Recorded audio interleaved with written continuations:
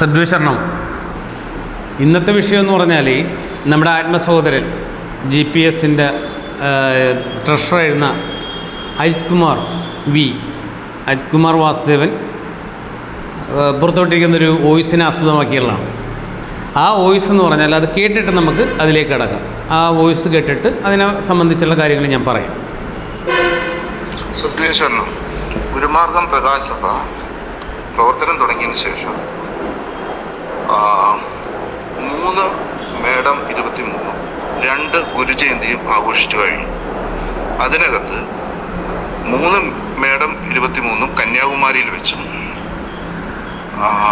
2 ഗുരുജയന്തി 1 ചന്ദ്രൂർ വെച്ചും 1 കോഴിക്കോട് വെച്ചുമാണ് ചെയ്തത്.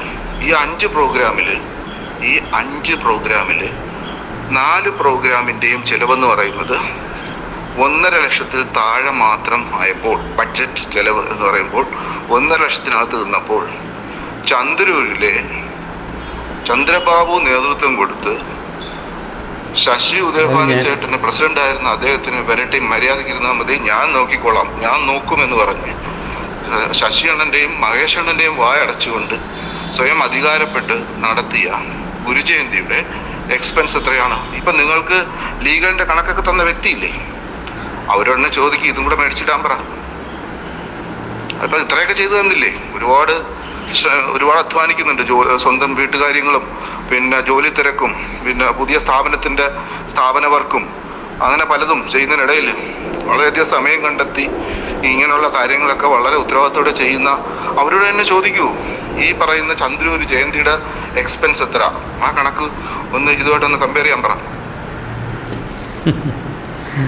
സദ്വേഷണം. അപ്പോൾ ഈ ആത്മസഹോദരൻ പറഞ്ഞ കണക്ക്, അതിലേക്ക് പോകുന്നതിന് മുമ്പ് നമുക്ക് ആത്മസഹോദരൻ പറഞ്ഞ കണക്ക് ഇത് തന്നെയാണ്. അജിത് കുമാർ കണ്ട ഗുരുജയന്തി ക്യാഷ് പേയ്മെൻറ്റ് പിന്നെ ചെക്ക് പേയ്മെൻറ്റ്. അദ്ദേഹം പറഞ്ഞത് ശരിയാണ്. ഏറ്റവും കൂടുതൽ പൈസ ചിലവാക്കിയ പ്രോഗ്രാം ചന്ദ്രൂരത്തെ ജയന്തി ആഘോഷം തന്നെയായിരുന്നു. അതെന്തുകൊണ്ടായിരുന്നു എന്നുള്ളതിൻ്റെയൊക്കെ കടക്കുന്നതിന് മുമ്പ് നമ്മുടെ ഗുരുമാർഗം പ്രകാശ് സഭയിൽ ആദ്യമായിട്ട് അജിത് കുമാറിൻ്റെ കണക്ക് ശരിയല്ലെന്നും അജിത് കുമാർ അവതരിപ്പിക്കുന്ന കണക്ക് ശരിയല്ലെന്നും പറഞ്ഞത് നമ്മുടെ ബഹുമാനപ്പെട്ട ആൻഡ്രൂ സാറാണ്. അത് 1-ാം വാർഷിക പൊതുയോഗത്തിൽ എറണാകുളത്ത് വെച്ച് നടന്ന 1-ാം വാർഷിക പൊതുയോഗത്തിലാണ് അത് നടന്നത്. നമുക്ക് ഇതിലേക്കൊക്കെ പോകുന്നതിന് മുമ്പ് അദ്ദേഹം അവിടെ പറഞ്ഞതും അതിന് മറുപടിയായി മഹേഷ് ഏട്ടൻ അതിനെ പറഞ്ഞ കാര്യങ്ങളും എല്ലാം ഒന്ന് കേൾക്കേണ്ടതുണ്ട്. കാരണം ഇത്ര നാൾ സംഘടനയുടെ സൂക്ഷിപ്പിൻ്റെ ഭാഗമായിട്ടെന്ന് പറഞ്ഞാൽ അത്തരം കാര്യങ്ങളെല്ലാം ഹൈഡ് ചെയ്താണ് നമ്മൾ അവതരിപ്പിച്ചിരുന്നത്. നിയമപരമായിട്ടുള്ള കാര്യങ്ങളായാലും ശരി, സംഘടനയ്ക്ക് പൈസ തരുന്നവരുടെ കാര്യം. കാരണം വെച്ചാൽ കുറേ വെൽവിഷർമാരുണ്ട് നമുക്ക് സംഘടനയ്ക്ക്. അവരെയൊന്നും പേര് വെളിപ്പെടുത്തരുതെന്ന് പറഞ്ഞിട്ട് ഈ പറഞ്ഞ ട്രഷറിൻ്റെ കൈപ്പിഴവ് മൂലമാണ് അത് പിന്നീട് വെളിയിൽ പോയത്. അതുകൊണ്ട് പിന്നീട് അവർക്കൊന്നും പൈസ തരാൻ പറ്റാത്തൊരു സാഹചര്യം ഉണ്ടായി. പക്ഷേ അതിലേക്ക് കടക്കുന്നതിന് മുമ്പ് ആ വൈറ്റിലയിൽ വെച്ച് നടന്ന ആ പൊതുയോഗത്തിൻ്റെ ഒരു വീഡിയോ ഉണ്ട്. ആ വീഡിയോ കണ്ടതിന് ശേഷം ഏകദേശം കുറച്ച് സമയമുണ്ട് ആ വീഡിയോ. അത് ദയവായിട്ട് എല്ലാവരും ഒന്ന് കാണേണ്ടതാണ്. കാരണം നമ്മൾ രഹസ്യ സ്വഭാവമായതുകൊണ്ട് അത് വെളിയിൽ വിടായിരുന്നതാണ്. ഇപ്പോൾ പഴയ ട്രഷറർ ഇപ്പോൾ എന്ന് വെച്ചിട്ടുണ്ടെങ്കിൽ അജിത് കുമാർ തന്നെ എത്രയോ ഓഡിയോകൾ അദ്ദേഹം തന്നെ ഈ സംഘടന സൂക്ഷിക്കേണ്ട രഹസ്യങ്ങളുടെ കെട്ടഴിച്ചു വിട്ടപ്പോൾ, എന്തുകൊണ്ട് കെട്ടഴിച്ചു വിട്ട്? അദ്ദേഹത്തിൻ്റെ ഒരു നാക്ക് പിഴവോ വായ്പിഴവോ സ്വഭാവത്തിൻ്റെ ഒരു മഹിമ കൊണ്ടോ വന്നൊരു കാര്യത്തിന്. അപ്പോൾ അത് പുറത്തു വന്നപ്പോൾ അദ്ദേഹം സംഹാര താണ്ഡവം ആടിയിരുന്നു. കാരണം വെച്ചാൽ അത് ചെയ്തത് നന്നായി. കാരണം എന്താ പറയുമോ, ഒരു മനുഷ്യൻ്റെ ഉള്ളിലുള്ള കംപ്ലീറ്റ് വികാരവും അല്ലെങ്കിൽ ആ ഒരു വാക്കുകളിലൂടെ പുറത്തു വന്നു. അവസാനം അദ്ദേഹം മാപ്പും പറഞ്ഞിട്ടുണ്ട്. അതൊക്കെ നല്ല കാര്യം തന്നെയാണ്. കാരണം ഇനി അദ്ദേഹം ശ്രദ്ധിക്കണം, ഒരാളോട് സംസാരിക്കുമ്പോൾ അവരുടെ അച്ഛനെയോ അമ്മയെയും മരിച്ചുപോയ അച്ഛനെയോ അമ്മയെയോ അല്ല ആരെ ആയിക്കോട്ടെ അസഭ്യം പറഞ്ഞുകൊണ്ട് സംസാരിക്കരുത്. അത് അദ്ദേഹത്തിന് കിട്ടിയ ഒരു തിരിച്ചടിയാണ്. പിന്നെ എന്നെ സംബന്ധിച്ച് പറഞ്ഞാൽ അതെനിക്കൊരു പുണ്യപ്രവൃത്തിയായിട്ടാണ് ഞാനിപ്പോഴും കരുതുന്നത്. ഇനിയും അങ്ങനെ കരുതുള്ളൂ. എന്നെ വിളിക്കുന്നവരോ എന്നോട് ഇടപഴകുന്നവരോ കറക്റ്റായിട്ട് ഇടപഴകുക, മനസ്സിലായില്ലേ? അല്ലാതെ ആവശ്യമില്ലാത്ത കാര്യങ്ങൾ എൻ്റെ മുമ്പിൽ പറയാതിരിക്കുക, എന്നോട് ആവശ്യമില്ലാത്ത കാര്യങ്ങൾക്ക് ഇടപെടാതിരിക്കുക. അപ്പോൾ അതുകൊണ്ട് എനിക്ക് തന്നെ ഒരു സംരക്ഷണ വലയം എനിക്ക് ചുറ്റും ഒരുക്കിയിട്ടുണ്ട്. അതിൻ്റെ നടുവിലാണ് ഞാൻ ഇരിക്കുന്നത്. കാരണം വെച്ചാൽ നിയമപരമായിട്ടുള്ള ഒത്തിരി കാര്യങ്ങൾ കൈകാര്യം ചെയ്യുന്നതുകൊണ്ട് എനിക്കതിൻ്റെ ആവശ്യകതയുണ്ട്. അതിപ്പോൾ ആരെന്ത് പറഞ്ഞാലും അത് ഇനിയും തുടരുന്നതാണ്. അത് എന്ത് വ്യാഖ്യാനം കൊടുത്താലും കുഴപ്പമില്ല. അപ്പോൾ ഈ ഗുരുജയന്തി ചന്ദ്രൂർ ജന്മഗൃഹത്തിൻ്റെ അടുത്ത് വെച്ച് നടത്തിയ ഈ ഗുരുജയന്തിക്ക് മൊത്തം ചിലവായേക്കുന്ന എമൗണ്ട് എന്ന് പറഞ്ഞാൽ അത് ഞാനൊന്ന് പറഞ്ഞേക്കാം. കാരണം ഇദ്ദേഹം പറയുന്നത് വെച്ചാൽ 1.5 ലക്ഷമാണല്ല, എല്ലാ ആഘോഷത്തിൻ്റെയും ആഘോഷത്തിൽ പങ്കെടുത്തവരെ എല്ലാ ഡീറ്റെയിലും ഞാൻ പറയുന്നതാണ്. മനസ്സിലായില്ലേ? ഈ പറയുന്ന എല്ലാ കണക്കുകളും ഈ പറയുന്ന ട്രഷറേക്കാൾ കൂടുതൽ ഈ കണക്കിന് ഇടപെട്ട ആളാണ് ഞാൻ, ഈ എല്ലാ കണക്കിലും. അതുകൊണ്ട് എനിക്ക് ആരുടെ സഹായം ഇല്ലെങ്കിലും എൻ്റെ കയ്യിൽ സകല ഡോക്യുമെൻറ്റും ഉണ്ട്.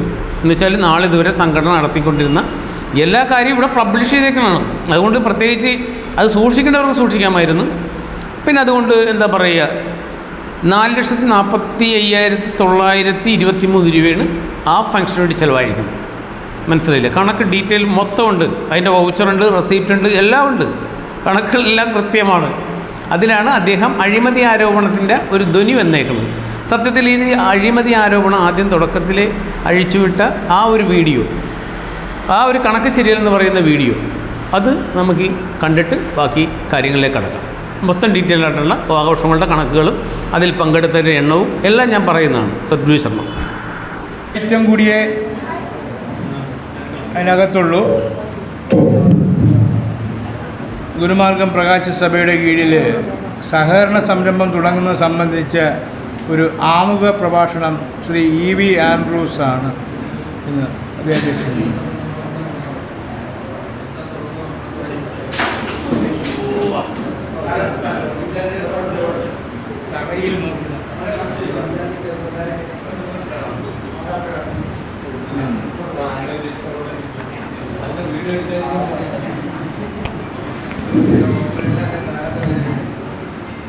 ഞങ്ങൾ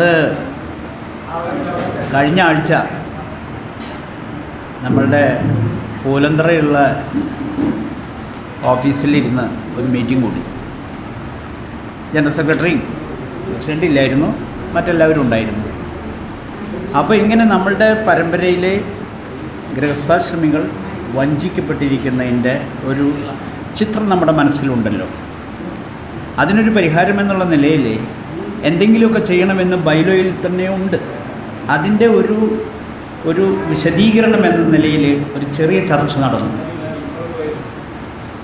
ആ ചർച്ചയിലൂടെ ഉരുത്തിരിഞ്ഞു വന്നത്, നമുക്ക് ഒരു അപ്പെക്സ് ബോഡി, ആ ബോഡിക്ക് കീഴിൽ നിരവധി സൊസൈറ്റികൾ ഓരോ ജില്ലകളും കേന്ദ്രീകരിച്ചുകൊണ്ടോ മറ്റോ, ചിലപ്പോൾ സംസ്ഥാനത്തിന് പുറത്തും പ്രവർത്തിക്കാനുള്ള ഒരു സ്വാതന്ത്ര്യത്തിന് വേണ്ടി ഒരു മൾട്ടി സ്റ്റേറ്റ് കോഓപ്പറേറ്റീവ് സൊസൈറ്റി എന്ന് പറയുന്ന ഒരു കോൺസെപ്റ്റ് ഉണ്ട്.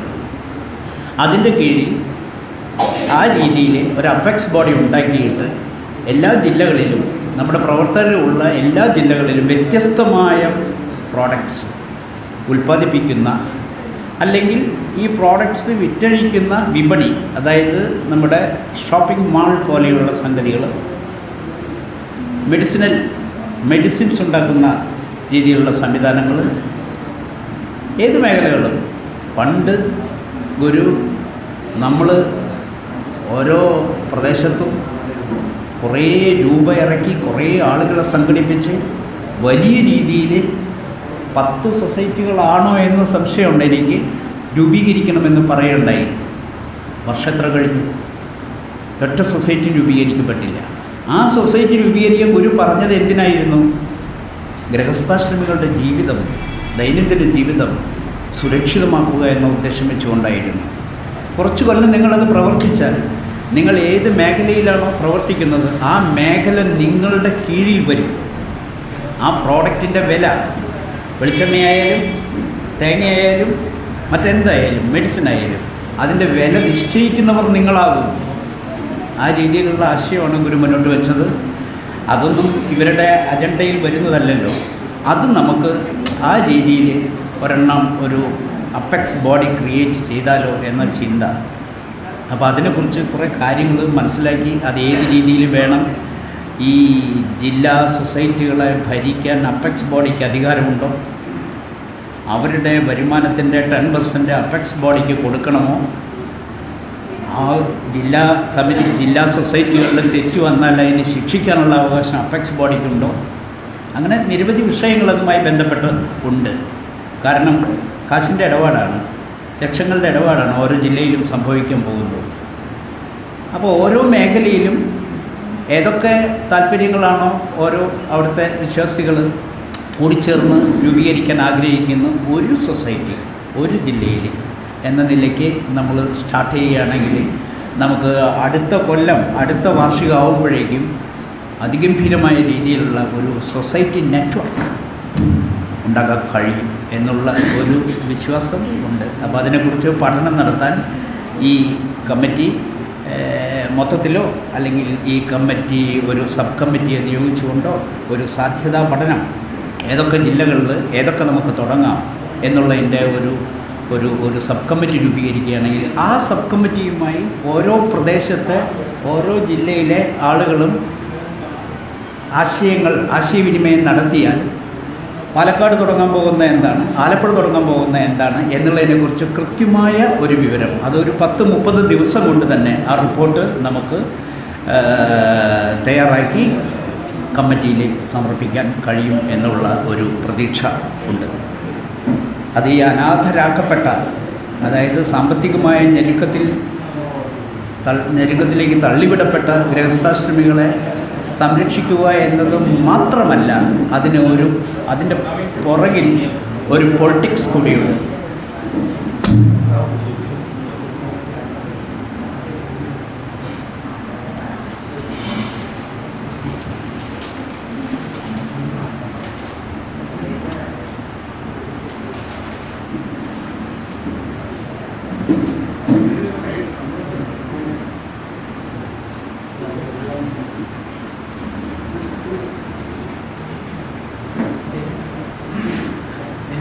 അതായത് ഇപ്പോൾ ശാന്തിഗിരിയിലെ മാൾ എന്ന് പറയുന്നത് ഒരു വലിയ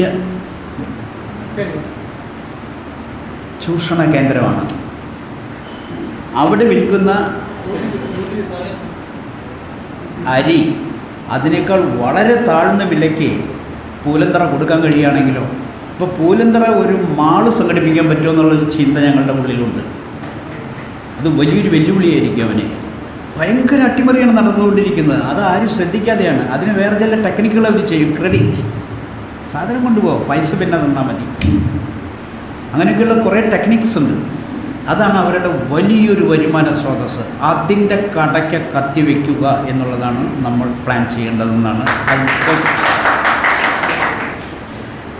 ഇനി അതവിടെ നിൽക്കട്ടെ. വേറെ ഒരു കാര്യം, നമ്മളിപ്പോൾ കുറേ കാര്യങ്ങൾ ചെയ്തു.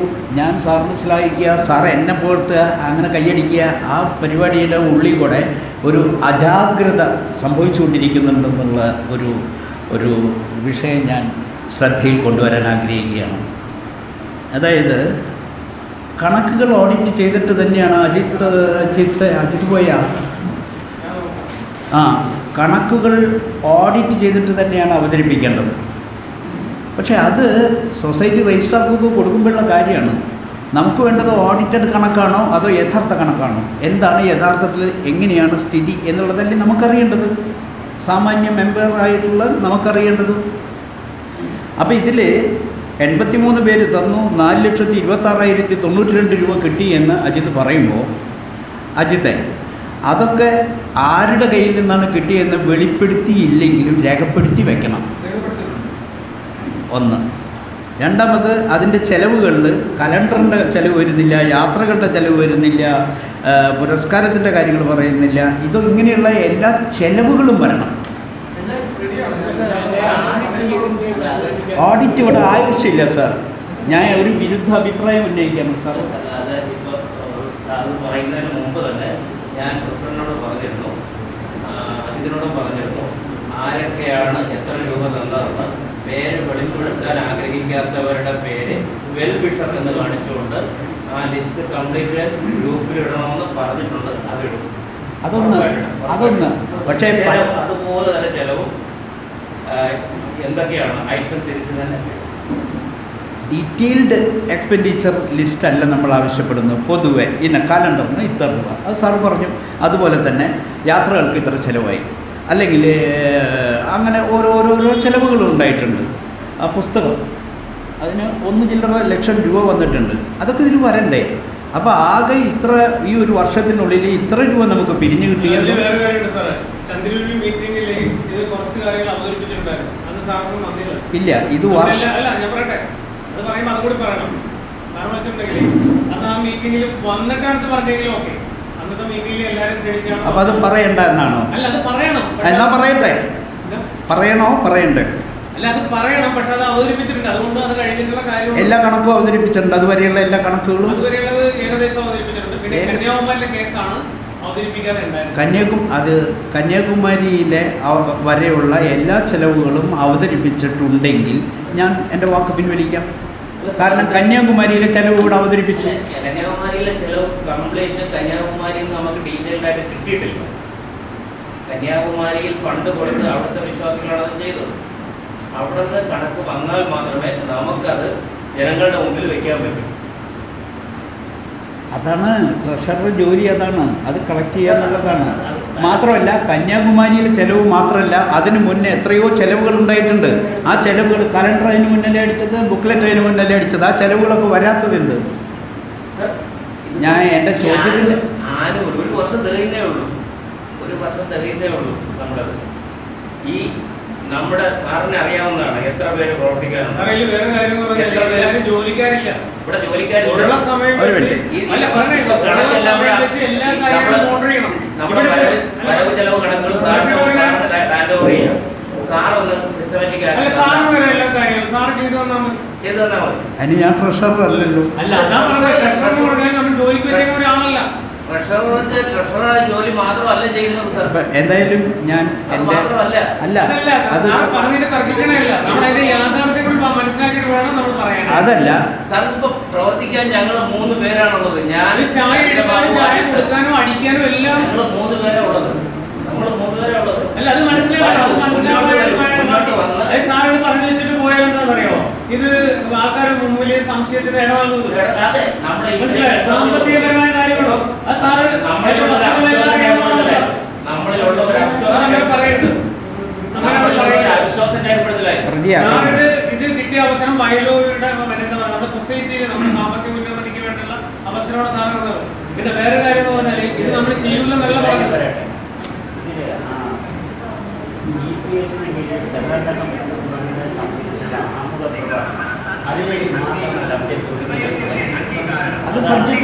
ഞാൻ പറയട്ടെ സാറേ, ഞാനിപ്പോ എന്നോട് പറഞ്ഞെന്താ പറയുക, ചരിത്ര വിജയം വിനയ പുരസ്സരം അഭ്യർത്ഥിക്കുകയാണ്, അപേക്ഷിക്കുകയാണ്. ഞാൻ തൃപ്തനല്ല, പക്ഷെ എന്ത് ചെയ്യാം, സാഹചര്യം എന്ന് പറഞ്ഞ പോലെ കണക്ക് അവതരിപ്പിക്കാൻ നിന്നാൽ ഇന്നൊരു ദിവസം കണക്കിന് വേണ്ടി വിനിയോഗിക്കേണ്ടി വരും. തയ്യാറാണെങ്കിൽ നമുക്ക് ഇന്ന് കണക്ക് അവതരിപ്പിച്ചിട്ട് പിരിഞ്ഞാൽ മതി. എന്ത് പറയും, ആരും പോകണ്ട. ഇവിടെ സ്റ്റേജിൽ കണക്ക് സെറ്റിൽ ചെയ്തിട്ട് നമ്മളിവിടെ പിരിഞ്ഞാൽ മതി. അക്ഷരം പ്രതി നമുക്ക് കണക്ക് അവതരിപ്പിക്കാം. കന്യാകുമാരിക്കാരെ വിളിച്ചിട്ട് അതൊന്ന് കണക്ക് ഇന്ന് തന്നെ എടുപ്പിക്കും. എന്ത് പറയുന്നത്? അത് ഞാൻ ഇപ്പോൾ നമ്മളുടെ മീറ്റിങ്ങിൻ്റെ കുറേ കാര്യങ്ങൾ നിർവഹിക്കപ്പെട്ട് കഴിഞ്ഞതിന് ശേഷം എനിക്ക് ഒരു വിഷയം തന്നു അധ്യക്ഷ. പക്ഷേ ആ വിഷയമല്ല സാർ സംസാരിച്ചത്. സാറേ, തന്ന വിഷയം അതാണ് സാറായി സംസാരിക്കുക. ഈ കണക്കിൻ്റെ കാര്യം ആമുഖമായിട്ട് ഞാൻ പറഞ്ഞു. ഈ കണക്കെന്ന് പറയുന്നത് നമ്മുടെ കുറേ വിശ്വാസികൾ തന്ന ഏറ്റവും അടുത്ത ഒരു പരിപാടിയുടെ കണക്ക് അവതരിപ്പിക്കുക വെച്ചാൽ വലിയൊരു പ്രോഗ്രാം ആയതുകൊണ്ട് അതിന് തന്നവരും ആ തന്ന എമൗണ്ടും അതുപോലെ തന്നെ ചിലവും കൂടി ഒന്ന് അവതരിപ്പിക്കുക. ആഡിറ്റിന് ശേഷം മാത്രമേ പൊതുയോഗത്തിൽ സാധാരണ കണക്ക് അവതരിപ്പിക്കൂ. അതാണ് കീഴ്വഴക്കം, അങ്ങനെയാണ് ചെയ്യേണ്ടത്. അതുകൊണ്ട് മാത്രമാണ് ആ കണക്ക് അവതരിപ്പിക്കാത്തത്. ഏകദേശ കാര്യങ്ങൾ അവതരിപ്പിക്കാൻ അതേസമയം എക്സിക്യൂട്ടീവ് മീറ്റിങ്ങിനകത്ത് ചന്ദ്രൂരിൽ വെച്ച് ആ ദിവസം വരെയുള്ള സകല കണക്കും അവതരിപ്പിച്ചതാണ്. കുഴപ്പമെന്ന് പറഞ്ഞാൽ മീറ്റിങ്ങുകൾ വിളിക്കുമ്പോൾ കൃത്യമായിട്ട് എല്ലാ മീറ്റിങ്ങിലും പങ്കെടുത്തിട്ട് പോരായ്മയുണ്ടെങ്കിൽ നമുക്ക് പറയാം. പക്ഷെ അവതരിപ്പിച്ച കാര്യങ്ങൾ പിന്നെയും അതന്നെയല്ല ഓഡിറ്റേഴ്സ് അവതരിപ്പിക്കുമല്ലോ കണക്ക്. പിന്നെ വേറെ കാര്യം സാറേ, ഈ പൈസ തന്നിട്ട് എന്റെ പേര് വെക്കരുതെന്ന് പറഞ്ഞവരെ എങ്ങനെ നമ്മൾ കോൺഫിഡൻഷ്യലായിട്ട് സൂക്ഷിച്ചാൽ മതി. അത് അല്ല, ഉണ്ട് സാറിനോട് പരിശോധിക്കാം. നമുക്ക് വേണ്ടപ്പെട്ട ആളുകളിൽ അത് വെളിപ്പെടുത്തണ്ടെന്നല്ലേ അദ്ദേഹം പറഞ്ഞിട്ടുള്ളൂ, അവർ പറഞ്ഞിട്ടുള്ളൂ. വെളിപ്പെടുത്തണ്ട, പുറത്തുവിടണ്ട. പക്ഷെ അത് കമ്മിറ്റി അറിഞ്ഞിരിക്കണം. തീർച്ചയായിട്ടും അത് കമ്മിറ്റി അത് കറക്റ്റായിട്ട് രേഖാമൂലം എഴുതി വെക്കണം. ഇന്ന ആൾ ഇത്ര രൂപ തന്നു, സാറ് പറഞ്ഞല്ലോ വെൽ വിഷർ എന്ന് പറഞ്ഞിട്ട്. ബോധിപ്പിക്കണം. ഇതൊന്നും അല്ല വിഷയം. വിഷയത്തിൽ നിന്ന് നമ്മൾ നല്ല നല്ലൊരു കാര്യം പറയാൻ വേണ്ടി തുടങ്ങി വെച്ചിട്ട് അതിലൊരു എന്താ കരട് വീണ് പരിപാടി സ്ഥാപിച്ചത്. അല്ല, ആ കാര്യം ട്രഷറർ വ്യക്തമായി പറഞ്ഞു. തന്ന പൈസയുടെ ലിസ്റ്റിൽ ചില രഹസ്യ സ്വഭാവം ഉള്ളതുകൊണ്ട് ആർക്ക് വേണേലും എപ്പോൾ വന്നാലും ട്രഷറർ കാണിക്കാമെന്ന് പറഞ്ഞിട്ടുണ്ട്. ആ പറഞ്ഞതിന് പുറത്താണ് ആ കണക്ക് പാസ്സാക്കിയല്ല. കാരണം ഇവിടെ ആരോപണങ്ങൾ ഇപ്പൊ നിലനിൽക്കുകയാണ്. അജിത് കുമാർ EV വാങ്ങിച്ചെന്ന് പറഞ്ഞ് ആകെ നഗരബോധങ്ങളുടെ കാറ്റിന്റെ മൊത്തം എമൗണ്ട് എടുത്താൽ പോലും EV വാങ്ങിക്കാൻ പറ്റില്ല. ഇതല്ല സാറേ, അത് എന്ന് വെച്ചാൽ വേറെ അല്ല. നമ്മൾ പറയാതെ പറയുന്ന ചില കാര്യങ്ങൾ ധരിക്കുന്ന വേറെ രീതിയിലായിരുന്നു. ഇത് കൃത്യമായിട്ട് ഞാൻ പറയുന്നു. ആകെ ഈ ഒരു വർഷത്തിൻ്റെ ഇടയിൽ എത്ര വരവുണ്ടായി, എത്ര ചെലവുണ്ടായി, ബാക്കി നീക്കിയിരിപ്പ് എത്രയാണെന്ന് ഒരൊറ്റ വാചകം മാത്രം പറഞ്ഞാൽ മതി. ഓഡിറ്റഡ് കണക്ക് ആരും ചോദിക്കുന്നില്ല ഇവിടെ. നിങ്ങൾ ആരും അവിശ്വസിക്കുന്നില്ല. പണിയെടുക്കുന്നതിന് വളരെ കുറച്ച് ആളുകളെ ഉള്ളൂ എന്നുള്ളത് നമുക്ക് എല്ലാവർക്കും അറിയാം.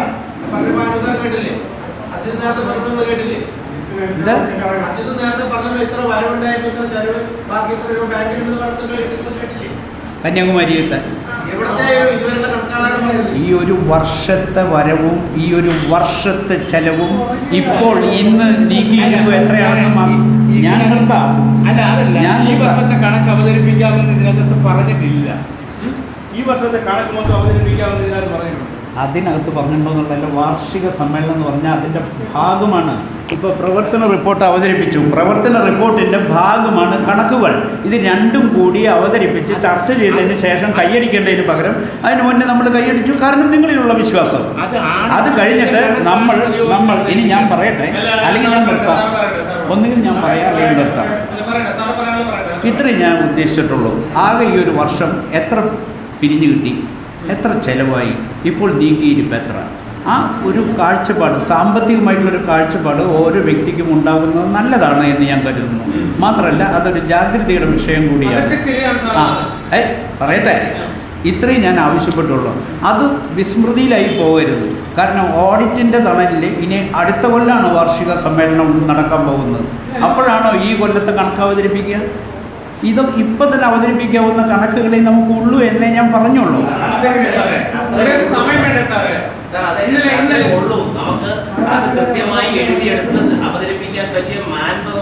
അതെ, എല്ലാ വിമർശനങ്ങളും ഉന്നയിക്കുന്നവരും അതിന് പരിഹാരം കൂടി ചെയ്യണമെന്ന് വാശി പിടിക്കല്ലേ ചന്ദ്രബാബു? പിടിക്കരുത്. അങ്ങനെ വിമർശനം എന്ന് പറയുന്നത് നമ്മളൊരു കാര്യം നിങ്ങൾ അവതരിപ്പിക്കുന്നു, അതിനെ സംബന്ധിച്ചുള്ള വിമർശനം, അതിനെക്കുറിച്ചുള്ള ചർച്ചയാണ് നടക്കുന്നത്. അല്ലാതെ അയാളെ പ്രതിയാക്കിയിട്ട് ഇത് തെറ്റായ സന്ദേശമാണ് ജനങ്ങൾക്ക് കൊടുക്കുക എന്നൊക്കെ പറഞ്ഞ് ആളില്ല. അതൊന്നുമല്ല, ഇങ്ങനെ അവതരിപ്പിക്കേണ്ടതായിരുന്നു, അത് ചെയ്തില്ല എന്ന ഒരു അഭിപ്രായം ഞാൻ രേഖപ്പെടുത്തുന്നു. ഇനി അതിന് ഉത്തരം പറയേണ്ടത്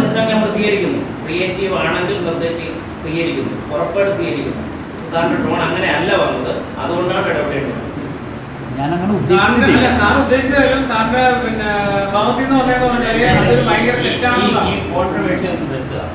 ആദ്യം കാര്യം ചെയ്യാം. ഇനി ഈ ആനുവൽ ഇതുവരെയുള്ള അക്കൗണ്ട്സ് എല്ലാം ആഡിറ്റ് ചെയ്ത് തന്നെ അത് പ്രസിദ്ധീകരിക്കുന്നതായിരിക്കും എല്ലാ മെമ്പേഴ്സും കിട്ടുന്നതുമായിരിക്കും. അത്രയും മതി. ബാക്കിയുള്ള കാര്യങ്ങൾ അവിടെ നിൽക്കട്ടെ. ഈ വിഷയത്തിലേക്ക് മാത്രം. ഓക്കെ. പിന്നെ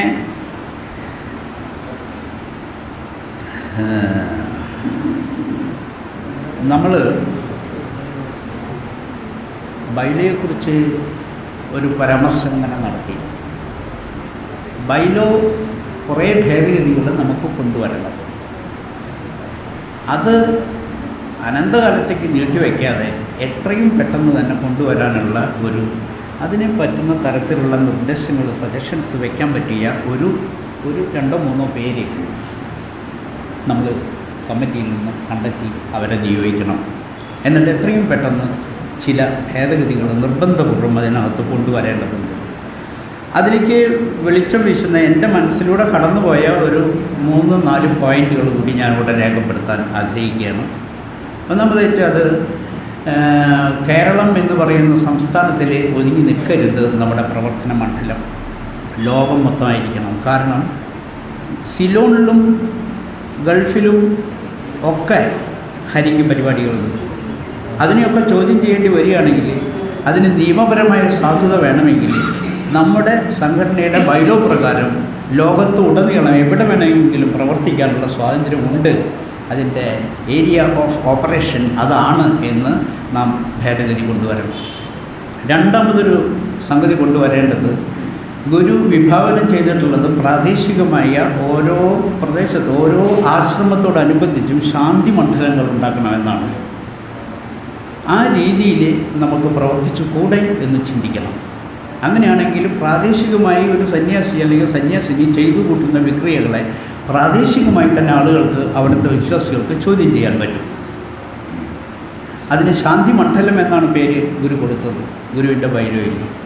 അതിൽ 7 പേരോ 9 പേരോ 11 പേരോ മാത്രമേ പാടുള്ളൂ എന്നും സെക്രട്ടറിയും പ്രസിഡൻറ്റും ഒരാൾ തന്നെയായിരിക്കണമെന്ന് എന്നൊക്കെ പറയുന്ന കുറേ കണ്ടീഷൻസ് ഉണ്ട്. സെക്രട്ടറിയും ട്രഷററും ഒരാൾ തന്നെയായിരിക്കണമെന്ന് പറയുന്ന ചില കാര്യങ്ങൾ, അതിൻ്റെ ആ ഘടനയെക്കുറിച്ച് ഗുരു ബൈലോയിൽ പറയുന്നുണ്ട്.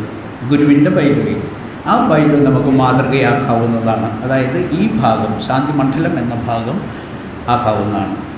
അതുപോലെ തന്നെ ഇനി വളരെ പെട്ടെന്ന് തന്നെ രൂപീകരിക്കാൻ നാം പ്ലാൻ ചെയ്തുകൊണ്ടിരിക്കുന്ന ഈ സൊസൈറ്റികളിലെ അതിൻ്റെ അപെക്സ് ബോഡി ഈ ബൈലോയുടെ ഉള്ളിൽ വരണം. എങ്കിൽ മാത്രമേ അതിന് നിയമസാധുത ഉണ്ടാവുള്ളൂ. വേറൊന്ന്, ചില ആളുകളെ നമ്മൾ ധൃതി പിടിച്ചോ അനവധാനതയോടെയോ മറ്റോ സംഘടനയിൽ നിന്ന് പുറത്താക്കിയിട്ടുണ്ട്. നടപടി ശരിയായിരിക്കാം, അതിൻ്റെ വിശദാംശങ്ങൾ കൃത്യമായിട്ട് നമുക്ക് അറിയില്ല. എങ്കിലും കുറേ കൂടി ആളുകളെ അജിത്ത് സൂചിപ്പിച്ചതുപോലെ സ്നേഹവും സഹിഷ്ണുതയും പരസ്പര സഹായവും ആ രീതിയിലുള്ള ഒരു സംസ്കാരം നമ്മുടെ ഇടയിൽ വളർത്താനാണ് ശ്രമിക്കുന്നതെങ്കിൽ ഇത്രയേറെ പിരിച്ചുവിടലുകളോ പുറത്താക്കലുകളോ ഉണ്ടാകുമായിരുന്നില്ല എന്ന് ഖേദപൂർവ്വം ഞാൻ രേഖപ്പെടുത്തുകയാണ്.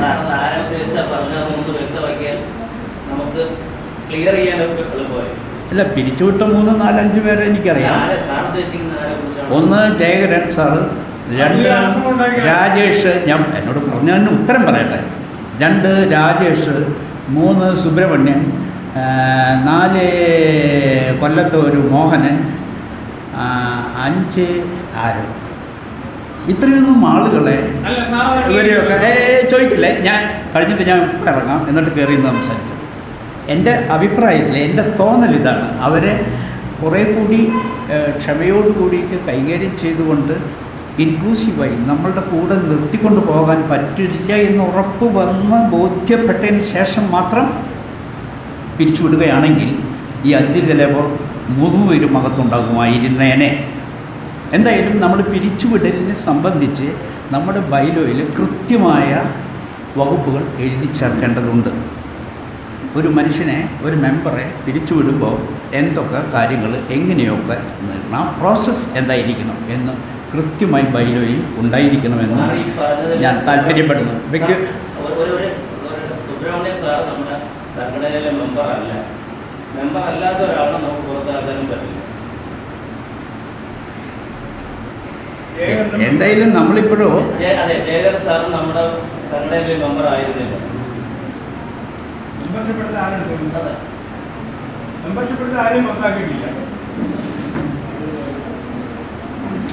നമ്മുടെ രാജേഷ് മെമ്പറായിരുന്നില്ലേ? അത് പുറത്തു പോയിട്ടില്ല, രാജേഷ് സ്വയം മാറി നിൽക്കുന്നതാണ്. ശരി, ഞാൻ തൽക്കാലം ഇത്ര പറഞ്ഞു നിർത്തുന്നു. കുറച്ചും കൂടിയൊക്കെ ചെറിയ ചെറിയ കാര്യങ്ങൾ പറയാനുണ്ടായിരുന്നു, പക്ഷേ അത് പിന്നെ ഒരിക്കലാവാം എന്ന് കരുതിക്കൊണ്ട് ഞാൻ അവസാനിപ്പിക്കുന്നു. സദ്ഗുരുവേ ശരണം.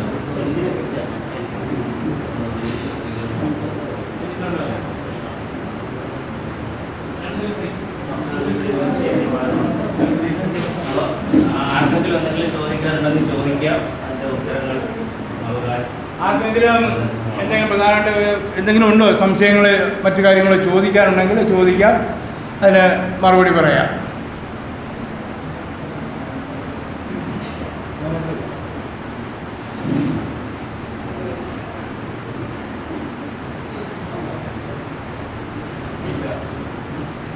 ചില കാര്യങ്ങളുടെ ഇപ്പോൾ ഇവിടെ ആൻഡ്രൂ സാർ ഉന്നയിച്ച പ്രശ്നങ്ങളുടെ വെളിച്ചത്തിൽ ചില കാര്യങ്ങൾ വ്യക്തമാക്കേണ്ടതുണ്ട്. ഞാൻ നമ്മുടെ ഇപ്പോൾ പുതിയ ഭരണസമിതി അംഗങ്ങളെ നിശ്ചയിച്ചപ്പോൾ പുതിയ ആൾക്കാർ സ്വയം സന്നദ്ധതയോടെ മുന്നോട്ട് വന്നപ്പോൾ ഓർമ്മിപ്പിച്ച ചില കാര്യങ്ങളുണ്ട്. ഒരു സംഘടനാ സ്വഭാവത്തിൽ ഈ ഗുരുമാർഗം പ്രകാശ സഭയെ, അതായത് സംഘടന എന്ന് പറയും, ഞാൻ നമ്മുടെ റിപ്പോർട്ടിലും അത് കൃത്യമായി പറഞ്ഞിരുന്നു. സംഘടനയുടെ രൂപം എന്നൊക്കെ പറയുന്നത് നമ്മളെ സംബന്ധിച്ചിടത്തോളം കൃത്യമായി പാലിച്ചു പോകാൻ കഴിഞ്ഞിട്ടില്ല എന്നുള്ളത് കുറ്റബോധത്തോടു കൂടിയല്ല ഇവിടെ പറയുന്നത്. പക്ഷേ ആ സംഘടനാ സ്വഭാവം പാലിച്ചു പോകാൻ കഴിയാത്തപ്പോഴും ഗുരുവിൻ്റെ പേരിലുള്ള സംഘടനയാണ്, ഗുരുവിൽ സമർപ്പിതമായി ചെയ്യുന്ന കർമ്മമാണിത്, ഗുരുവാണ് നയിക്കുന്നത് എന്ന ഉത്തമ ബോധ്യത്തോടു കൂടി തന്നെയാണ് ഓരോ ചുവടും വെച്ചിട്ടുള്ളത്. അത് പൂർണ്ണമായി വിളിച്ചു പറയാൻ തയ്യാറുമാണ് ആരുടെ മുമ്പിലും, ധൈര്യത്തോടെ, തൻ്റെ ഇടത്തോടെ, ആർജവത്തോടെ. പക്ഷേ ഒരു സംഘടന എന്ന് പറയുമ്പോൾ സംഘടനയ്ക്ക് സംഘടനേതായ ചിട്ടവട്ടങ്ങൾ വേണ്ടെന്ന് പറയുന്ന ആരും ഇതിനകത്തില്ല, ഇവിടെ അങ്ങനെ ആരുമില്ല. പക്ഷേ ആ ചിട്ടവട്ടങ്ങളിൽ കൊണ്ടുപോകാൻ ഞാൻ പറയട്ടെ,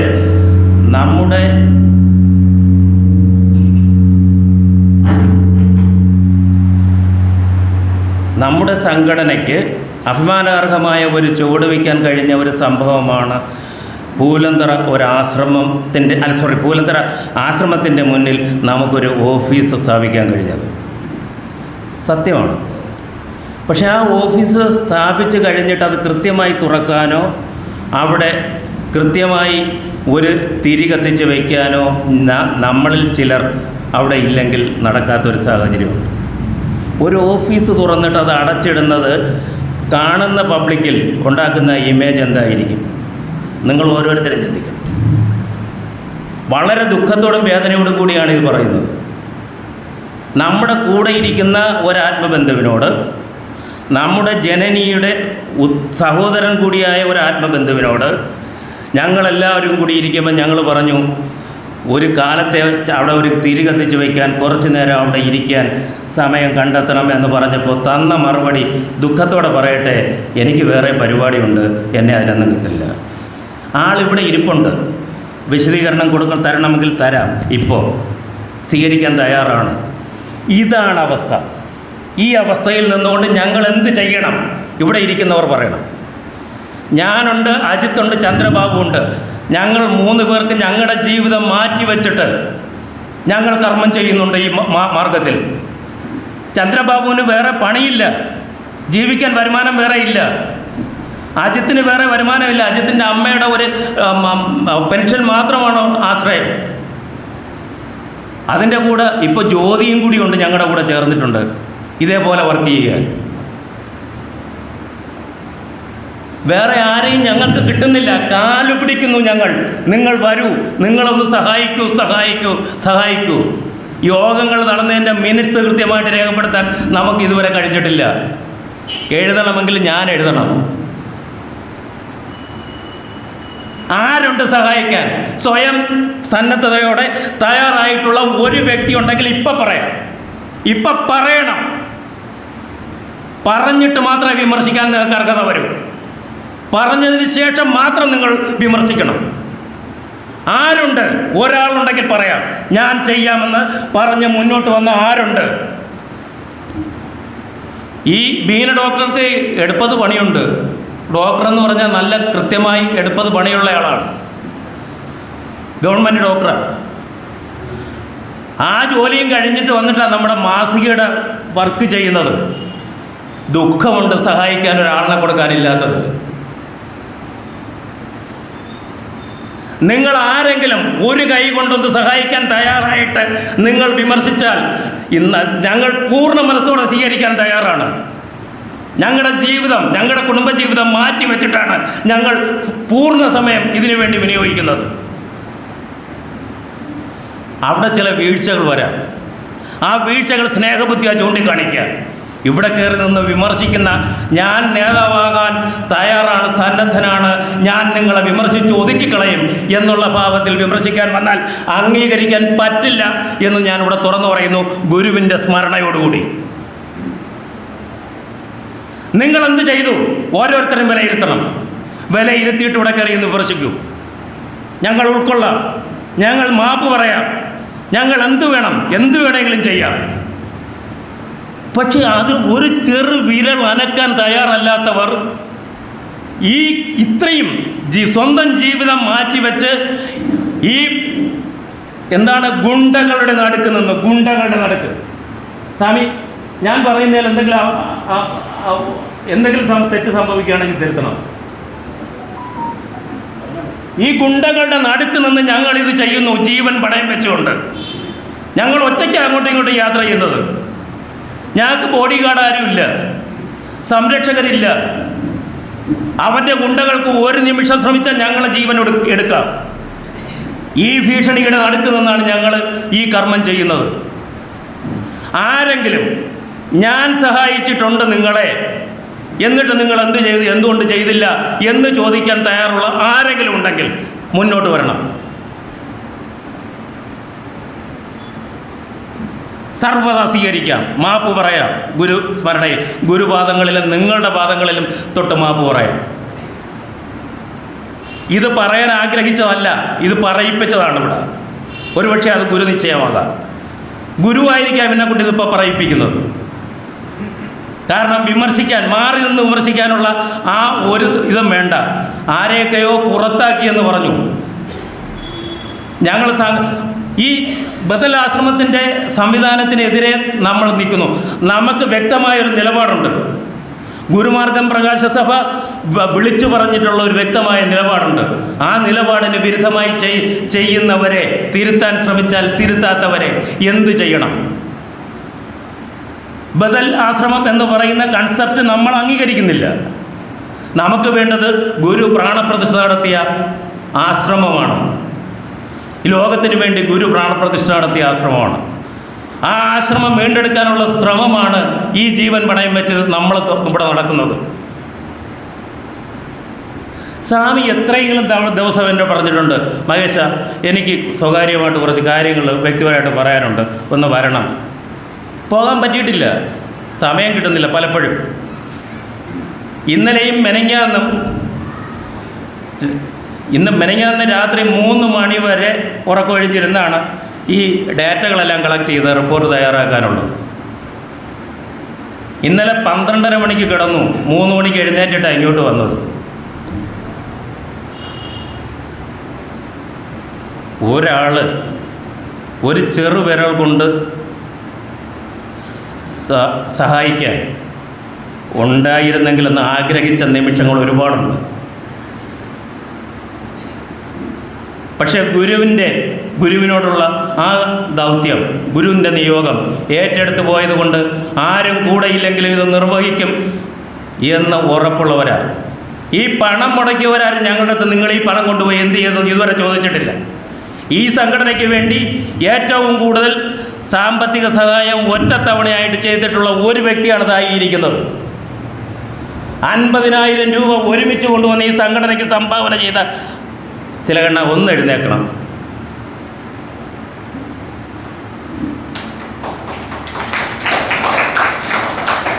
ഈ തിലകണ്ണൻ ഇതുവരെ നിങ്ങൾ ഈ 50,000 രൂപ കൊണ്ടുപോയി പുട്ടടിച്ചോ എന്ന് ഞങ്ങളോട് ചോദിച്ചിട്ടില്ല, ചോദിക്കില്ല. കാരണം ഞങ്ങൾ ചെയ്യുന്ന എന്താണെന്ന് തിലകണ്ണൻ അറിയുന്നു. ഓരോ നിമിഷവും ഞങ്ങൾ ചെയ്യുന്ന എന്താണെന്ന് തിലകണ്ണൻ അറിയുന്നുണ്ട്. ഇവിടെ കണക്കും ചിട്ടവട്ടങ്ങളും അല്ല പ്രധാനം, ഗുരുവിൻ്റെ കാര്യം നടക്കുക എന്നുള്ളതാണ്. പക്ഷേ സംഘടനയ്ക്ക് കണക്കും ചിട്ടവട്ടങ്ങളും വേണ്ടെന്ന് ഞങ്ങൾ പറയുന്നില്ല. പക്ഷേ സംഘടനയുടെ കാര്യം സംഘടനയുടെ രീതിയിൽ നടത്താൻ വരൂ മുന്നോട്ട് നിങ്ങളും. അതുകൊണ്ടാണ് ഇവിടെ പുതിയ ഭാരവാഹികളെ തിരഞ്ഞെടുത്തപ്പോൾ ഞാൻ പറഞ്ഞത്, നിങ്ങൾ ഈ ഉത്തരവാദിത്വം ഏറ്റെടുത്ത് പണി ചെയ്യാൻ കൂടി തയ്യാറാകണം. അല്ലാതെ ഭാരവാഹികളായിട്ടിരുന്നിട്ട് ഒരു കാര്യവുമില്ല. ഇതെല്ലാം അറിയുന്ന ആളാണ് ആൻഡ്രൂ സാർ. ഇതെല്ലാം അറിയുന്ന, അക്ഷരം പ്രതി അറിയുന്ന ആളാണ്. ഇതെല്ലാം അറിഞ്ഞിട്ട് ഇവിടെ കയറി നിന്ന് ഈ രീതിയിൽ പറഞ്ഞ ആൻഡ്രൂ സാറിൻ്റെ ഉദ്ദേശശുദ്ധിയിൽ എനിക്ക് സംശയമുണ്ട്. ഇതിൻ്റെ ഒരു പിന്നാമ്പുറ കഥയുണ്ട്. അത് വിളിച്ചു പറയണമെന്ന് ഞാൻ വിചാരിച്ചതല്ല, അത് കന്യാകുമാരിയിൽ നടന്നതാണ്. എനിക്കത് പറയേണ്ടി വരുന്നത് സാറ് പറയിപ്പിച്ചിട്ടാണ്, അല്ലെങ്കിൽ ഞാൻ പറയില്ല. സാറിൻ്റെ ഭാര്യ ഒരു പുസ്തകം എഴുതി, ആത്മഭാഷണം. അമൃതയെ രാധയെ വാഴ്ത്തുന്ന പുസ്തകം. അതിൻ്റെ ഒരു പ്രൂഫാണ് വായിക്കാൻ തന്നത്. ആ 2018 എഴുതിയ ഒരു പ്രൂഫ്. ആ പ്രൂഫ് വായിക്കാൻ തന്നിട്ട് ഞാൻ വായിച്ചു. ഈ തിരക്കിനിടയിലും ഞാൻ സമയം കണ്ടെത്തി അത് വായിച്ചു തീർത്തു, അക്ഷരം പ്രതി വായിച്ചു തീർത്തു. എന്നിട്ട് ഞാൻ വളരെ വ്യക്തമായിട്ട് സാറിൻ്റെ വീട്ടിൽ ചെന്നാണ് ഞാൻ പറഞ്ഞത്, സാറേ ഇന്ന പ്രശ്നങ്ങളുണ്ട്, ഈ പുസ്തകം നമുക്ക് പ്രസിദ്ധീകരിക്കാൻ പറ്റില്ല. കാരണം രാധയെ അംഗീകരിക്കുന്ന ഒരു നടപടിക്കും നമ്മളില്ല, നമ്മളെ കൊണ്ട് പറ്റില്ല. അത് തിരുത്തി തരാമെന്ന് സാറ് പറഞ്ഞു. ആ ഭാഗം മാറ്റിയിട്ട് തരാമെന്ന് പറഞ്ഞു. പക്ഷെ ആ ഭാഗം മാറ്റിയിട്ട് ഉള്ള പുസ്തകം, അതായത് റിലീസിങ്ങിന് തയ്യാറാക്കിയ പുസ്തകം നമുക്ക് തന്നില്ല. സാറ് അച്ചടിക്കാൻ കൊടുത്തിട്ട് സാറും കുടുംബവും കൂടി കാശ്മീരിന് പോയി. വിളിച്ചു നോക്കി, സാറിനെ കിട്ടുന്നില്ല. സാറ് തിരിച്ചോട്ട് വിളിക്കുന്നുമില്ല. എന്നിട്ടും കന്യാകുമാരിയിലെ പ്രോഗ്രാം നോട്ടീസിൽ ഞങ്ങൾ പുസ്തക പ്രകാശനം എന്ന് മാത്രം വെച്ചു. അതിൻ്റെ ഓതറിൻ്റെ പേരോ പുസ്തകത്തിൻ്റെ പേരോ വയ്ക്കാൻ പറ്റിയില്ല. കാരണം ഈ പുസ്തകം തിരുത്തി തന്നെയാണോ ഇത് വരുന്നത് എന്ന് നമുക്ക് ഉറപ്പില്ല. ഈ ലോകത്ത് ഒരു സംഘടനയ്ക്കും ആ സംഘടനയുടെ പ്രഖ്യാപിത നിലപാടിന് വിരുദ്ധമായി എഴുതിയ ഒരു പുസ്തകം പബ്ലിഷ് ചെയ്യാൻ കഴിയില്ല. നമുക്കെന്നല്ല, ലോകത്താർക്കും കഴിയില്ല. വ്യക്തമായ നിലപാടുള്ള ഒരു സംഘടനയാണ്. അങ്ങനെയുള്ള ഒരു സംഘടനയ്ക്ക് ആ നിലപാടിന് വിരുദ്ധമായ ഒരു പുസ്തകം പബ്ലിഷ് ചെയ്യാൻ പറ്റില്ല എന്നുള്ളത് കൊണ്ട് തന്നെയാണ് ആ പുസ്തകത്തിൻ്റെ പേരോ ഓതറിൻ്റെ പേരോ നമ്മൾ കാണിക്കാത്തത്. സാറ് അതിനെ വിമർശിച്ച് സംസാരിച്ചു. പ്രോഗ്രാം നോട്ടീസിൽ ഓതറിൻ്റെയും ആ പുസ്തകത്തിൻ്റെയും പേര് വെച്ചില്ല. പക്ഷെ പേര് വയ്ക്കാൻ പറ്റുന്ന അവസ്ഥയല്ല. ആ പുസ്തകം നമ്മളുടെ കയ്യിൽ കിട്ടി, അത് നമുക്ക് പബ്ലിഷ് ചെയ്യാൻ പറ്റുന്ന ഒരു രീതിയിലാണത് അവസാനം വന്നിരിക്കുന്നത് എന്ന് ബോധ്യപ്പെടാതെ നമുക്ക് ആ പേര് വയ്ക്കാൻ പറ്റില്ല. ഈ സാഹചര്യത്തിൽ നമ്മൾ എന്താണ് ചെയ്യേണ്ടത്? കന്യാകുമാരിയിൽ ആദിസങ്കല്പ ലേഖന ദിനത്തിന് തലേ ദിവസം 4 മണിയോടുകൂടി സാറും ഭാര്യയും കൂടി അവിടെ വന്നു. കയ്യിലൊരു പുസ്തകം ഉണ്ടായിരുന്നു. ഓർക്കണം, ആദിസങ്കല്പ ലയന ദിനത്തിന് തലേ ദിവസം വൈകിട്ട് 4 മണിയോടുകൂടി പ്രകാശനം ചെയ്യണം, ഇതാണ് പറഞ്ഞത്.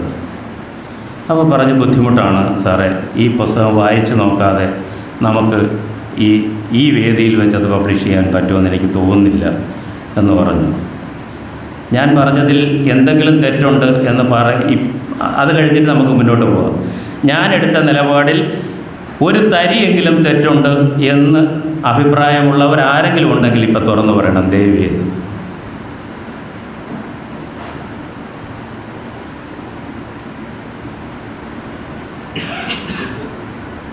എനിക്കെന്താണ് ചെയ്യാൻ പറ്റുന്നത്? നമ്മുടെ പ്രഖ്യാപിത നിലപാടിന് വിരുദ്ധമായ ഒരു പുസ്തകം നമുക്ക് പബ്ലിഷ് ചെയ്യാൻ പറ്റുമോ? അതൊരു സമ്മർദ്ദമായിരുന്നു. പുസ്തകം കൊണ്ട് തന്നു. വായിക്കാൻ സമയം കിട്ടിയോ? അതില്ല. പുസ്തകം തന്നു, അത് അംഗീകരിച്ച് പബ്ലിഷ് ചെയ്യണം എന്നുള്ളതായിരുന്നു. അപ്പോൾ പറഞ്ഞു, ഈ സുലോചന ചേച്ചി അവിടെ എത്തിയ വിശ്വാസികളുടെ മുമ്പിൽ നിന്ന് പറഞ്ഞത്, ഈ പുസ്തകം ഇവിടെ നാളെ പബ്ലിഷ് ചെയ്തില്ലെങ്കിൽ ഞാനിവിടെ ഒരു പരിപാടിക്ക് നിൽക്കുന്നില്ല, ഞാൻ 200 പുസ്തകം കൊണ്ടുവന്നിട്ടുണ്ട് ഇവിടെ വിൽക്കാനായിട്ട്, അതും വാരിക്കെട്ടി ഞാൻ ഇപ്പം തന്നെ തിരിച്ചു പോകും എന്ന് പറഞ്ഞു. അപ്പം ഞാൻ പറഞ്ഞു, ചേച്ചി അങ്ങനെ പറയുന്നത് ശരിയല്ലല്ലോ. ചേച്ചി പുസ്തകം റിലീസിങ് മാത്രമല്ലല്ലോ, ഇവിടെ നാളെ നടക്കുന്ന പരിപാടി അതിനേക്കാൾ മഹത്തായ ഒരു വലിയ കർമ്മമല്ലേ. ആ കർമ്മത്തിൽ പങ്കെടുക്കാനല്ലേ സാറും ചേച്ചിയും വന്നത്. അതല്ലേ നമുക്ക് പ്രധാനം, അത് ചെയ്യാം. അതിന് വന്ന ചേച്ചി ഇങ്ങനെ പറയുന്നത് ദുഃഖകരമാണ് എന്ന് പറഞ്ഞു. പക്ഷേ അവരത് അംഗീകരിച്ചില്ല. അവരവരുടെ നിലപാടിൽ ഉറച്ചു നിന്നു. നാളെ പബ്ലിഷ് ചെയ്തേ പറ്റൂ എന്നുള്ള നിലപാടിൽ. അത് ബുദ്ധിമുട്ടാണ് എന്ന് രാജേന്ദ്രപ്രസാദ് സാർ കൂടെ ഉണ്ടായിരുന്നെങ്കിൽ സാർ ഒരുപക്ഷെ ഇതെല്ലാം കേട്ട് നിന്ന വ്യക്തിയാണ്. അതെ, പ്രസാദ് ഉണ്ടായിരുന്നു. പ്രസാദ് ഇതെല്ലാം കേൾക്കുന്നതാണ്. ഞാൻ അവസാനം ചേച്ചിയോട് സംസാരിച്ചിട്ട് ചേച്ചിക്ക് മനസ്സിലാകുന്നില്ല എന്ന് കണ്ടപ്പോൾ ഞാൻ സാറിനോട് തന്നെ പറഞ്ഞു, സാറൊന്ന് പറഞ്ഞ് മനസ്സിലാക്കൂ ചേച്ചിയെ, എനിക്ക് വേറൊന്നും ചെയ്യാൻ പറ്റുന്നില്ല എന്ന് പറഞ്ഞു. എന്നിട്ട് ഞാൻ പറഞ്ഞു, ഇതൊന്ന് വായിക്കാനുള്ള സമയം തരണം. അത് കഴിഞ്ഞിട്ട് ഗുരുമാർഗം പ്രകാശ സഭയുടെ മറ്റൊരു പരിപാടിയിൽ വെച്ച് വളരെ താമസിയാതെ നമുക്ക് ഈ ബുക്ക് പബ്ലിഷ് ചെയ്യാനുള്ള ഒരു സാഹചര്യം നമുക്കുണ്ടാക്കാം. പക്ഷെ അതൊന്നും കേൾക്കാൻ അവർ തയ്യാറായില്ല. അവർക്ക് അന്ന് പബ്ലിഷ് ചെയ്ത് കിട്ടണം എന്നുള്ളതായിരുന്നു. ഈ പബ്ലിഷ് ചെയ്യാൻ ഗുരുമാർഗം പ്രകാശ സഭയിലൂടെ പബ്ലിഷ് ചെയ്യാൻ കൊണ്ടുവന്ന ബുക്കിൽ എവിടെയെങ്കിലും ഗുരുമാർഗം പ്രകാശ സഭയെക്കുറിച്ച് ഒരു വരിയുണ്ടോ പരാമർശം? ഒന്ന് കാണിച്ചു തരാമോ? നമ്മുടെ പ്ലാറ്റ്ഫോമിലൂടെ റിലീസ് ചെയ്യുന്ന ഒരു ബുക്കിന് അങ്ങേയറ്റം ഗുരുമാർഗം പ്രകാശ സഭയ്ക്കൊരു നന്ദി പ്രകടനമെങ്കിലും ആ ബുക്കിൽ ചേർക്കേണ്ടതല്ലേ? നിങ്ങൾ പറയണം. അത് ചെയ്തിരുന്നോ? അത് ചെയ്തിട്ടാണ് ഈ വാശി പിടിച്ചിരുന്നതെങ്കിൽ പിന്നെയും നമുക്ക് അംഗീകരിക്കാമായിരുന്നു. ഇതിന് ഒരാമുഖം എഴുതി കൊടുക്കണമെന്ന് എന്നോട് പറഞ്ഞിരുന്നു. അത് ഗുരുവായിട്ട് എന്നെ അതിൽ നിന്ന് ഒഴിവാക്കി കിട്ടി. കാരണം എനിക്ക് വലിയ ബുദ്ധിമുട്ടുണ്ടായിരുന്നു രാധയെ വാഴ്ത്തുന്ന ഒരു ബുക്കിന് ആമുഖം എഴുതാൻ. എനിക്ക് കഴിയില്ല. അതിന്ന് ഞാൻ ഒഴിഞ്ഞതാണ്. അവസാനം ആൻഡ്രൂ സാർ തന്നെ എന്നെ ഒഴിവാക്കി തന്നതെന്ന്. അതിലെനിക്ക് നന്ദിയുണ്ട്. പക്ഷേ ഈ ബുക്ക് പബ്ലിഷ് ചെയ്യാൻ പറ്റാത്ത സാഹചര്യം ഇതായിരുന്നു. അന്ന് നമുക്ക് ബുക്ക് പബ്ലിഷ് ചെയ്യാൻ പറ്റിയില്ല എന്നുള്ളത് കൊണ്ട് മാത്രം പിറ്റേന്നത്തെ പരിപാടിയിൽ കന്യാകുമാരിയിൽ ലോഡ്ജ് മുറിയിൽ ഈ ചേച്ചി ഉണ്ടായിരുന്നിട്ടും ഗുരുവിൻ്റെ പാദുകം നമസ്കരിക്കാൻ പോലും അങ്ങോട്ട് വന്നില്ല എന്നുള്ളത് ഏറ്റവും വേദനാജനകം. ഗുരുവിനെ സ്നേഹിക്കുന്ന, ഗുരുവിനെ വിശ്വസിക്കുന്ന ഒരു വ്യക്തിക്കും അങ്ങനെ ഒരു നിലപാടെടുക്കാൻ കഴിയില്ല എന്ന് ഇപ്പോഴും അപ്പോഴും എന്നും എപ്പോഴും വിശ്വസിക്കുന്ന ഒരാളാണ് ഞാൻ. നമുക്കെങ്ങനെ ഗുരുവിൻ്റെ പാദുകം ഇങ്ങനെ നമ്മുടെ സമീപത്ത് വർഷങ്ങൾക്ക് ശേഷം ആ പാദുകമൊന്ന് നമസ്കരിക്കാനുള്ള ഒരവസരം കൈവരുമ്പോൾ അതിനടുത്ത് ലോഡ്ജ് മുറിയിൽ ഞാനിതിന് വരില്ല എന്ന് വാശി പിടിച്ചിരിക്കാൻ ഏത് ഗുരുവിശ്വാസിക്ക് കഴിയും? ഏത് ഗുരുസ്നേഹിക്ക് കഴിയും? വന്നില്ല. ആൻഡ്രൂ സാറിൻ്റെ പേര് വിശ്വാസികളുടെ സമ്മേളനത്തിൽ നമ്മൾ ഉൾപ്പെടുത്തിയിരുന്നത് കൊണ്ട് ആ പരിപാടിയിൽ പങ്കെടുക്കാൻ മാത്രം സാറ് വന്നു പോയി. വൈകുന്നേരം നടന്ന സമ്മേളനത്തിലോ ത്രിവേണി സംഗമത്തിലേക്കുള്ള ശാന്തി യാത്രയിലോ ത്രിവേണി സംഗമത്തിൽ നടന്ന സമർപ്പണ പ്രാർത്ഥനയിലോ സാറും പങ്കെടുത്തില്ല. ഇതെന്ത് തരം ഗുരുവിശ്വാസമാണ്?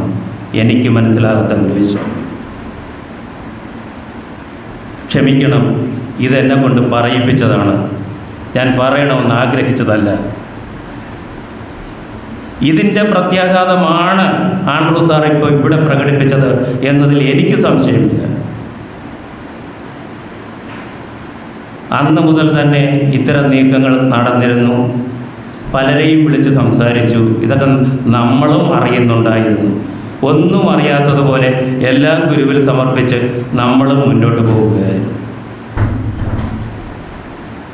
കാരണം ഇത് ഗുരുനിശ്ചയമാണെങ്കിൽ ആരൊക്കെ തന്നെ ഇതിനെ എതിർത്താലും, ആരൊക്കെ തന്നെ ഇതിന് പ്രതികൂലമായി നിന്നാലും, വഴിമുടക്കാൻ നിന്നാലും, ഗുരുവിൻ്റെ കാരുണ്യവും ഗുരുനിശ്ചയവും നയിക്കാൻ ഗുരുവുമുണ്ടെങ്കിൽ ഇത് ലക്ഷ്യത്തിലെത്തിക്കുക തന്നെ ചെയ്യും എന്ന ദൃഢപ്രതിജ്ഞയോടുകൂടി തന്നെയാണ് ഞങ്ങൾ കുറച്ച് പേര് ഇങ്ങനെ നിൽക്കുന്നത്. അതിനുവേണ്ടി ജീവൻ ബലിയർപ്പിക്കാനും തയ്യാറാണ്. ഞങ്ങളുടെ ജീവൻ എടുത്തുകൊണ്ടായാലും ഇനി പിന്നാലെ വരുന്ന ഗുരുവിശ്വാസികൾക്ക്, ഗുരുസ്നേഹികൾക്ക് ശാന്തിഗിരിയുടെ കവാടങ്ങൾ മലിനപ്പെടാത്ത ശുദ്ധമായ ശാന്തിഗിരിയുടെ കവാടങ്ങൾ തുറന്നു കിട്ടണമെന്ന് ആഗ്രഹമാണ് നമുക്കുള്ളത്. അത് നടത്തിയെടുക്കുക തന്നെ ചെയ്യും. അക്കാര്യത്തിൽ സംശയമില്ല. ആ ഒരു കർമ്മത്തിൽ ആര് കൂടെയുണ്ട്, ആര് കൂടെയില്ല എന്നത് നമുക്കൊരു വിഷയമേ അല്ല. അത് ഉറക്കെ പറയുകയാണ്. നിങ്ങൾക്ക് ആർക്കാണ് കണക്ക് ബോധ്യപ്പെടേണ്ടത്? അജിത്തിൻ്റെ വീട്ടിലേക്ക് പോകും. നിങ്ങൾക്ക് ആർക്കാണ് കണക്ക് ബോധ്യപ്പെടേണ്ടത്? അവിടെ ഈ കണക്ക് നിങ്ങളെ ബോധിപ്പിക്കാൻ, നിങ്ങളെ കാണിക്കാൻ, നിങ്ങൾ സംഭാവന കൊടുത്തയാളോ സംഭാവന കൊടുക്കാത്തയാളോ ആരാണെങ്കിലും നിങ്ങൾക്ക് ആ കണക്ക് ബോധ്യപ്പെടണമെന്നുണ്ടെങ്കിൽ നിങ്ങൾ അജിത്തിൻ്റെ വീട്ടിലേക്ക് പോകൂ. നമ്മുടെ സംഘടനയിൽ നിന്ന് ആരെയാണ് പുറത്താക്കിയിട്ടുള്ളത്? ബദൽ ആശ്രമം ഉണ്ടാക്കിയ ജയകരൻ സാറിനെ സംഘടനയിൽ നിന്നല്ല, നന്മ മനസ്സിൽ നിന്ന് പുറത്താക്കി. അതിനു മുമ്പ് സാറിനോട് പറഞ്ഞു, സാർ അത് ചെയ്യരുത്. സാർ ചെയ്യുന്നത് പരമ്പരയോടും ഗുരുവിനോടും ചെയ്യുന്ന പാതകമാണ്. ആ വോയിസ് ഇപ്പോഴും എൻ്റെ കയ്യിലുണ്ട്, സാറുമായി സംസാരിച്ച. അത് കേൾക്കാതെ ബദൽ ആശ്രമ സംവിധാനവും ബദൽ പ്രാർത്ഥനയുമായിട്ട് മുന്നോട്ട് പോയ ഒരാളിനെ നമ്മൾ പ്രോത്സാഹിപ്പിക്കണം, നമ്മുടെ കൂടെ നിർത്തി പരിപാലിക്കണം എന്ന് പറയാൻ നിങ്ങൾക്ക് ആർക്കെങ്കിലും കഴിയുമെങ്കിൽ ഞാനത് സമ്മതിക്കാം. ആർക്കെങ്കിലും കഴിയുമെങ്കിൽ ഞാൻ സമ്മതിക്കാം.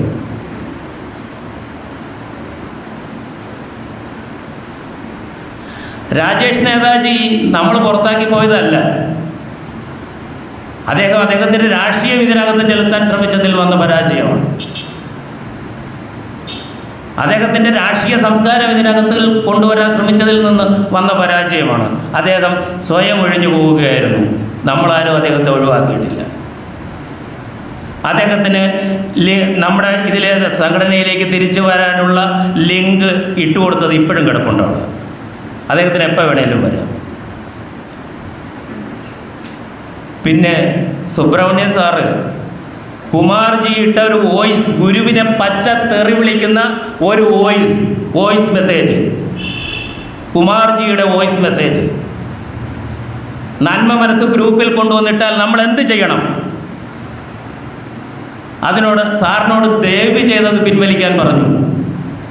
ഗ്രൂപ്പിൽ അഭ്യർത്ഥിച്ചു, സ്വകാര്യമായിട്ട് വിളിച്ചു പറഞ്ഞു, സാറേ അതൊന്ന് പിൻവലിക്കൂ. ഇത്രയും വിശ്വാസികളെ അലോസരപ്പെടുത്തുന്ന ഒരു വോയിസ് മെസ്സേജ് ഗ്രൂപ്പിലിട്ടിട്ട് അതൊന്ന് പിൻവലിക്കൂ എന്ന് പറഞ്ഞിട്ട് പിൻവലിക്കാൻ പോലും തയ്യാറാകാത്ത ഒരാളിനെ നന്മ മനസ്സ് ഗ്രൂപ്പിൽ കൂടെ കൊണ്ടു നടക്കണം എന്ന് പറയാൻ ആരെങ്കിലും തയ്യാറാണെങ്കിൽ നാളെ മുതൽ അങ്ങനെ അനുസരിച്ചോളൂ. പിന്നെ രാജേഷ് നേതാജി, ശ്രീ ഗുരു രാജേഷ്, നമ്മൾ പുറത്താക്കിയ, സംഘടനയിൽ നിന്ന് പുറത്താക്കിയ ഏക വ്യക്തി ശ്രീ ഗുരു രാജേഷാണ്. അത് പുറത്താക്കേണ്ടി വന്ന സാഹചര്യം അറിയാവുന്ന ആൾക്കാർ ഇതിനകത്ത് ഒത്തിരി പേരിരിപ്പുണ്ട്. അത് തുറന്നു പറഞ്ഞാൽ അത് വ്യക്തിഹത്യയിലേക്ക് വരെ പോകാവുന്ന കാര്യങ്ങളാണ്. ഒരുപാട് പരിമിതിയുണ്ട്. പക്ഷെ നമ്മൾ തുറന്നു പറഞ്ഞ ഒരു കാര്യമേ ഉള്ളൂ, അദ്ദേഹം ബദൽ ആശ്രമത്തിൻ്റെ ആളായി നിന്നു. നമ്മുടെ ഗ്രൂപ്പിൽ നിന്ന് പലരെയും ബദൽ ആശ്രമത്തിലേക്ക് കൊണ്ടുപോകാൻ ശ്രമിച്ചു എന്നുള്ള ഒരൊറ്റ കാരണം. തലശ്ശേരി കൊണ്ടുപോകാൻ നമ്മുടെ ഗ്രൂപ്പിൽ, നമ്മുടെ സംഘടനയുടെ ജോയിൻറ്റ് സെക്രട്ടറിയായി പ്രവർത്തിച്ചുകൊണ്ട് അദ്ദേഹം ചെയ്തു. പൈസ കടം വാങ്ങിയിട്ട് അത് തിരിച്ചു ചോദിക്കുമ്പോൾ, പൈസ തിരിച്ചു ചോദിച്ചാൽ ഞാൻ ആത്മഹത്യ ചെയ്യും എന്ന് പറയുന്ന ഒരു വ്യക്തിയെ നമുക്ക് നമ്മുടെ സംഘടനയുടെ ഭാഗമായിട്ട് കൊണ്ടു നടക്കാൻ പറ്റൂ?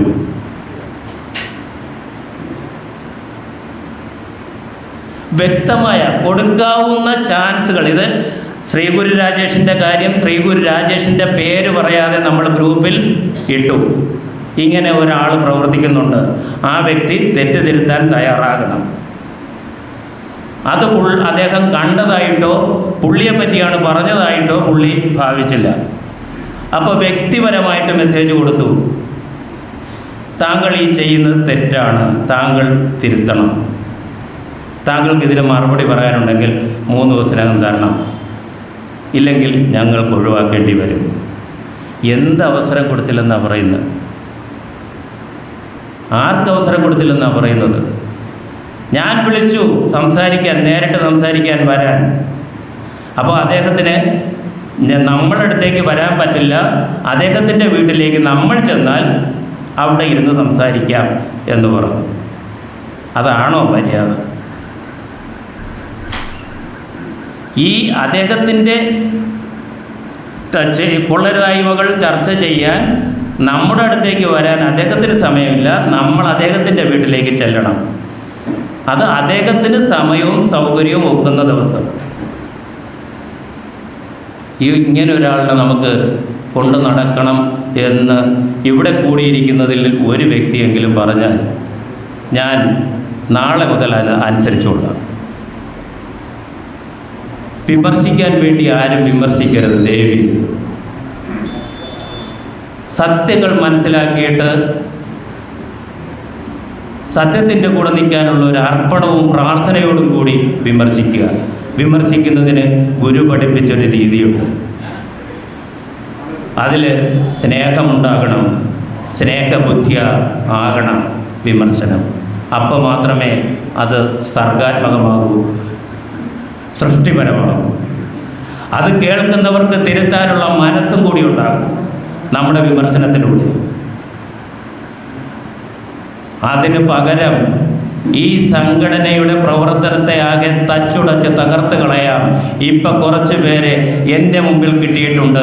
അവരുടെ എല്ലാം മൈൻഡ് സെറ്റ് മാറ്റിയെടുക്കാൻ കിട്ടിയ അവസരമാണിത് എന്ന് വിചാരിച്ച് ഉപയോഗിക്കുന്നവരെ അംഗീകരിക്കാൻ ബുദ്ധിമുട്ടുണ്ട്. ക്ഷമിക്കുക. ഞാൻ പറഞ്ഞതിൽ എന്തെങ്കിലും തെറ്റുണ്ടെങ്കിൽ എൻ്റെ ഗുരുവും എന്നെ കേട്ടവരും എന്നോട് ക്ഷമിക്കുക. മാപ്പ്. സദ്ഗുരുവേശൻ.